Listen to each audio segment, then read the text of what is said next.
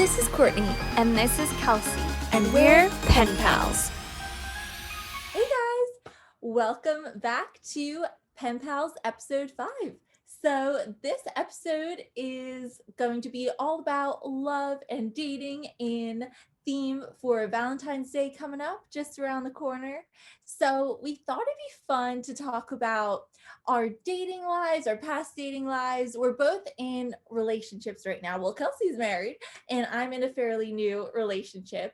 But it hasn't always been that way. Like, it hasn't been just like an easy journey. We're in a relationship. It hasn't been like that.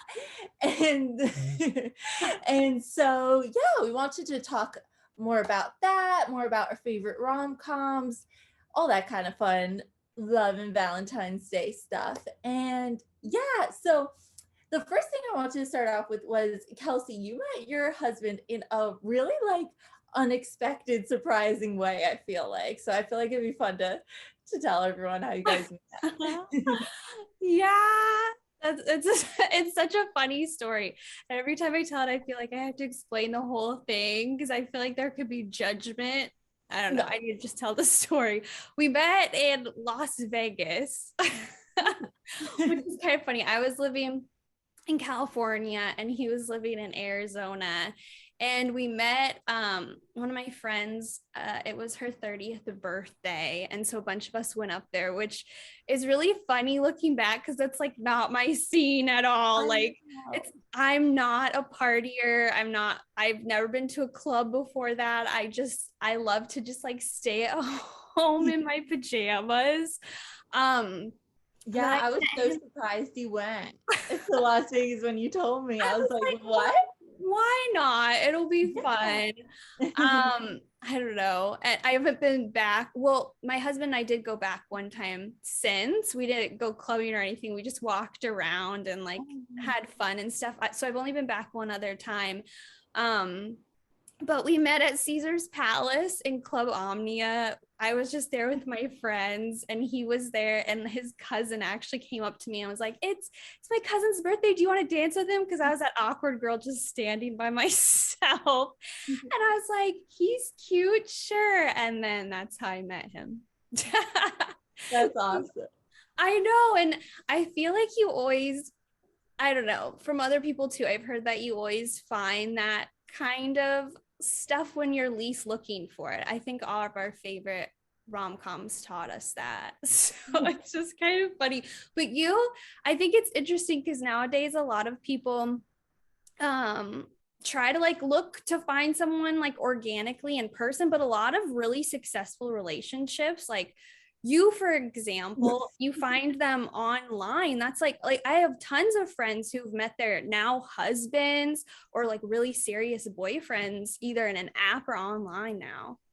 Yeah, exactly. So I met my boyfriend, Ryan, on a dating app. And I met him when I pretty much, actually not when I first moved to Nashville, a couple months after I moved to Nashville. But it's really funny. I met him, for those who are wondering, I met him on the dating app Hinge. I used that one. And yeah, so when I used to work in New York City, I would go on a lot of these Hinge dates after work in New York City, and they just were not working out. And I wanted it to sometimes it'd be really fun, and then other times it'd be stressful. I don't know. Dating in New York City is hard as well. I don't know. Kelsey, have you heard about the West Elm Caleb thing on TikTok? No, I feel like an old person. I don't know anything about these, what the young are doing. And I don't know anything about dating apps. I've never done any of that. So it's fascinating to me. What is this? Yeah. It's a crazy world. So basically, I'll go into it real quick. This basically sums up New York dating app dating. There's this guy, they call him West Elm Caleb because he works at West Elm in New York City. And basically he's a real guy. And someone made a TikTok about their dating life, and they mentioned his name, and they were like, wait, is that the same Caleb that works at West Elm? And there was like so many girls that dated this same guy, like from the dating app, and basically like all in New York City, and basically he would like send them like a Spotify playlist, and then you could see all the people he sent it to, like, and everything, and like it's just basically a thing of like what not to do with dating. And so Oh, yeah, dating apps can kind of suck too, because the thing with him also was like he was like love bombing the girls, like he was like getting into it super fast, they're all excited, and then he would like ghost them. I don't know, dating apps are hard, man. So that's just an that's example. Not interesting. happening to me, but yeah. And so anyways, I was going on a bunch of like dating app dates in New York City. Some of them were fun, some were fine, some were just okay. But yeah, none of them were really working out, and I was getting really frustrated because I don't know, I just felt like it was like easier to date in college, even in high school, just to like meet people. But I just felt so like lost with it, and it just was getting really frustrating. And I don't know, I almost kind of like lost myself in it a little bit, because like I just always wanted to like go on and get a date, and like I wanted something to like work out really bad, and I like really wanted a boyfriend for like a good amount of time when I was like in New York City and stuff, and I was really frustrated it wasn't working. And I realized like I started to just kind of like go on these dates and like not be myself at all, and just kind of like go on and like in a way I wasn't even asking myself what I liked and what I wanted. I was kind of just trying to impress them and like get to a second date. And I didn't get a second date with many of them, but for the best and stuff. But I just felt like, okay, I need to get a second date. Okay, I need to get a third date, without even asking myself if I even liked them at all, which is just really, really silly thinking back on it. But it took me like a long time to realize I was doing it. I guess like with the dating apps, like I almost kind of like gamified it like a video game in a way. Like I need to get to level one, date one, level two, date two. That's Right. crazy. But do you feel that way? You're not alone. It's hard. Well, I think it's hard just as an adult to just meet like friends. You know what I mean? Because, like you said, in college and high school, Yeah. you're surrounded by people who are your age. In college, well, at high school too, you're joining clubs and you're meeting people that have the same interests as you, like how we met. And Yeah. then I think in the adult world, it's just like, okay, here's everyone at once. And you're still trying to figure out adulthood and your surroundings and everything. So it is really tough in general, I think, just in It, any aspect of life, especially in a pandemic. I'm going to throw that out true. there too. True. I was doing my dates in New York City pre-pandemic too, but Oh, yes, so yes. that was still hard and stuff. But yeah, exactly. It's because like you're not in the same like clubs, the same age, the same college commonality sort of thing. So it just gets hard as well for it to be natural sometimes. So yeah, it was tough, but I needed to like take a break from the dating apps, put myself into a new mindset. And so I moved with my family out to Nashville, and I was just like, you know what? I want to meet people, and through the pandemic, dating apps are an easy way to like meet people and stuff. It's hard to meet people like organically, like especially like you don't want to be in a bar with so many people and all that kind of stuff too. So yeah, I thought that like I would get back into it, but I said to myself, you know what, I'm just gonna go in and have fun, not put any pressure on myself, and just kind of like be like, worst comes to worst, I try a new bar I like, a new restaurant I like, sort of thing. And so I went into it that way.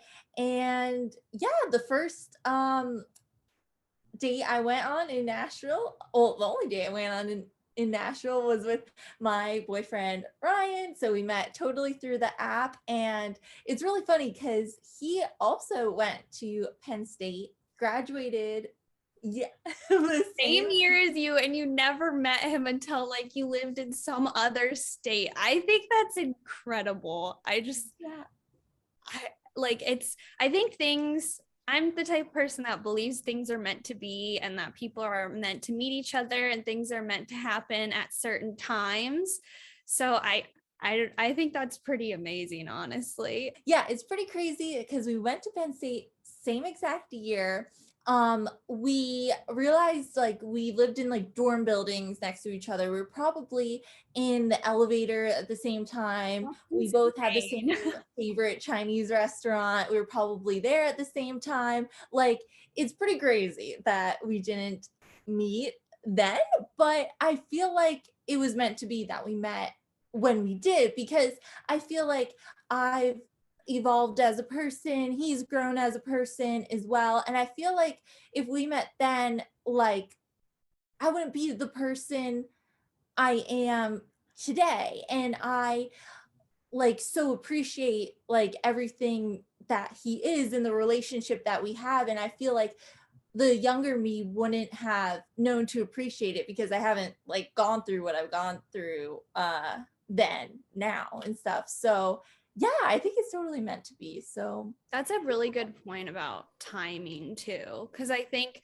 even like, I think a year or 2 years ago, I was different, but also I've been through a lot of changes. We had a child, and I think parenthood changes you in general, but even just as like a college student versus like even from freshman to senior, I feel like you change so much. I remember being a senior in college, and I'm like, what are these kids are so young. What are they doing at the same school as me? Like, I just thought it was, I don't know, you just change so much over time. So that's a really good point too. And I think too, just being overall, I think we can agree being in a certain mindset of like, I don't know, just focusing on you, going places that you like to go, enjoying your life for yourself, because you're going to find people, friends, relationships, anything in those same places that have common interests as you. And like what you were saying earlier, I think it's important to be yourself and not really worry what other people think, which I know is a lot easier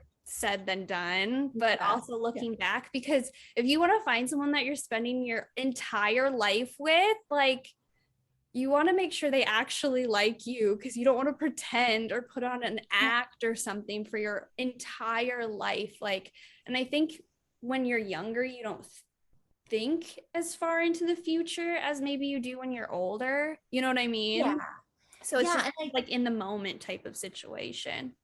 and I think like I had this mindset like I don't know. I feel like I like became almost like a bland version of myself when I was doing that. Like I think like have opinions, have unique opinions, say like exactly what you're thinking. Like don't be like, "Oh, on first date you're not supposed to talk about politics or whatever." I mean, that like maybe don't go in guns blazing about politics, but like I we want and I six talked kids. about it on our first date and it just like happened and like I just like didn't hold back of like it just came up naturally. I was like, I don't want to talk about this on like the first date. Like Yeah. just be like totally yourself. And like something like I took time for me to learn, which I would like tell my younger self is like, you don't have to be liked by everybody. Like you don't need to get first, second, third dates with everybody. You only need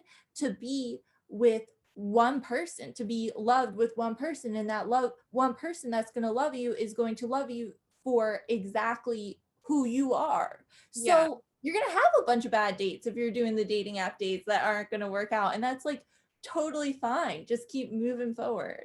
That's like so inspirational. It really is. I think no, it is for anyone listening. Like, just Yeah. be you, and that's like for every aspect of your life in general. And a lot of this advice is like very much okay. It's easy to say, but like if when I was really young, I mean, I think the older you get, the less you care almost what Very people think. Because I don't know. I feel like it's like life's so short. And then I think as you get older, you're like, I have less time. I want to like get everything done that I wanted to, or, so you just got to do you. And I think that's like a hard like fact to live with, that like not everyone will like you, because it is true and you can try so hard to please everyone, but it's like you said, it's inspirational to be like, yes, none of these, and just kind of go from there. So I think that applies to every aspect of life, friendships, relationships, everything. It's just do you, for sure. Yeah, it definitely like comes with age. Like we're both in our late 20s now. I feel much different than, well, I don't feel much different, but like I definitely have matured a lot since my early 20s, since I just graduated college. Like I feel like once you start to get, to your late 20s, your 30s, you just like grow more confidence in yourself as like a person, and like exactly who you are. And I feel like, though, also when you get a little older, like being woman, it's hard. Like we have like these expectations of get married, have children as well. But it's just, I don't know. I feel like it's just important not to put pressure on yourself about that. Like when it happens, it happens. Like if you And never everyone went goes, to the club in Las Vegas, it wouldn't have happened. Like you never know. I know, and everyone goes at their like own pace and does things how they want in life. And I think our generation in particular has really broken the stereotypes and kind of has made their own path, because things are different and more is being accepted today than it was like a generation ago. And there's nothing wrong with anything anymore. I didn't know what to say. You're all good. Yeah, and I was gonna say too, to that point, in a way, like I remember reading somewhere that the divorce rate has actually gone down because our generation has seen like well, neither of our parents have gotten divorced, but like many of our generation's parents have gotten divorced. That's been so hard um on them as kids, and we've learned to like become more choosy in what we want and not to settle, and also not to be like, okay, like I have to be married at 25. Like you don't have to be married at like any age anymore. If you are, fantastic. If you're not, fantastic. Like it doesn't matter. So yeah, but I also wanted to toss back to you and ask you, I'm obviously in a fairly new relationship and stuff, but I wanted to ask you, what was it about your husband that like you knew like he was the one? A lot of people asked me that after we got engaged. Yeah. And the best thing I know what to tell people is you just know. And I know that sounds so cheesy and people are like, well, how do I just know? Like, but I think you just do. And I've heard people say that for like my whole life, but you just do. I don't know how to answer that. I think that's the best advice I have, though, because I think anyone in like a marriage or really serious like relationship knows that like it just makes sense and it works, and that this is like right for you. Yeah. That's not helpful at all, is it? No, it is helpful. And you were able to kind of like picture your life with him. Yeah, and figure out, and go from there. And I think too, like you were saying, it is interesting about like divorce rates have lowered, but I've also read that people are getting married and later in their life because people are focusing on their careers and everything. And like back to what we said too, later in life, I feel like the timing's better, you're more mature, you know what you want, and you know the direction that your life is going to take. I think when you're younger, you're a lot more focused on yourself. So yeah.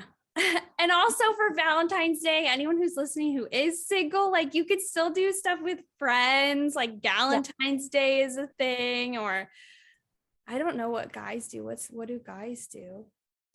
Valentines. I've heard like Valentines. I don't know. There was something weird that I heard that like guys do on Valentine's Day. I don't know. My husband and we're like not big on Valentine's Day, mostly because like I don't want to go out to eat on Valentine's Day. It's so busy. Like I don't know. And like we'll have dinner together on any night anyway. So we're not big on Valentine's Day, but we always say like, oh, we're not going to do anything. And then like I should learn by now. I'll show up and there's always a gift for me on Valentine's Day. You know, we're like, we said we're not doing anything.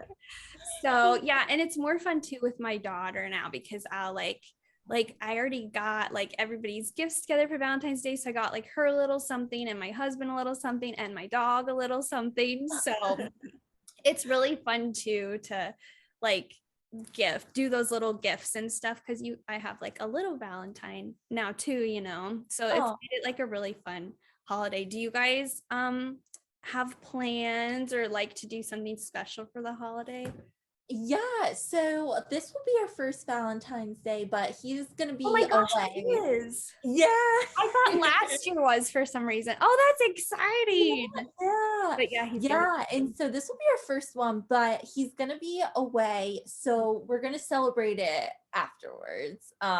Like 2 weeks after, which is no big deal. But yeah, I agree with you. I feel like Valentine's Day doesn't have to be like such a huge thing like when you're in a relationship because like you have to get a reservation so far in advance. In fact, it's like I don't know, and we go on like a ton of little like date nights to restaurants and stuff like anyway, and so throughout the year and stuff, so we'll do that another time and everything, and so that will be good. But yeah, I like if you're not in a relationship for Valentine's Day, my parents always used to give me little gifts, like how you're doing for your daughter. Yeah. And like, yeah, have a fun Valentine's Day or Valentine's Day if you're a guy, I guess. Valentine's Day, is that what you said? No, I don't know. I've heard it before, but I like can't think of what they say. So anyone listening, let me know because I'm curious. Yeah, let us know. And it's like, oh no, you go. Yeah, like don't just have fun with your friends. Like I feel like Valentine's Day doesn't need to be a huge pressure thing. Like no, it really, it's a fun thing, but like it doesn't need to be a huge pressure thing. It's just a fun day, and like you can even just do something special for yourself, like splurge on something you really like, or like take the day to like take a bubble bath or like whatever, like do something special, or do nothing at all, which a lot of people do as well. Or you can watch like a fun romantic movie.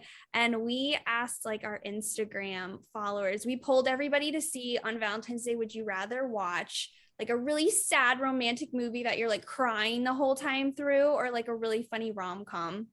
And I thought it was fun because 80% of people said that they'd rather watch a funny rom-com, but 20% did say that they want to sit down and have a good cry on Valentine's Day, which I thought was like kind of nice. But I think with everything going on in the world too, I think people just want a day to like laugh and like just watch something silly and be entertained and made happy for the day too.